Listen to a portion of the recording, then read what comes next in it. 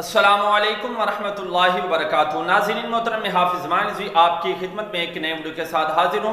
नाज़रीन मोहतरम, जिस तरह कि आप तमाम हजरात जानते हैं कि आज मोहसिन पाकिस्तान, जिन्होंने पाकिस्तान को एटमी ताकत बनाया, वो आज दुनिया से कूच कर चुके हैं और उनकी जो नमाज जनाजा फैसल मस्जिद के अंदर हुई और अल्हम्दुलिल्लाह उनका जो जनाजा है वो एक तारीखी जनाजा साबित हुआ और कसरत के साथ जो है लोगों ने जनाजे के अंदर शिरकत की और अल्हम्दुलिल्लाह तहरीक लबैक पाकिस्तान के कारकुनान जो थे वो भी बहुत बड़ी तादाद के अंदर वहां पर गए और हर तरफ जो है वो लबैक या रसूलुल्लाह की जो सदाएं हैं वो बुलंद कर दी। जी या नाज़रीन मोहतरम, बहुत ही खूबसूरत मनाज़िर हैं, अभी आपके सामने रखते हैं। वीडियो अच्छी लगी हो तो वीडियो को लाइक जरूर करें।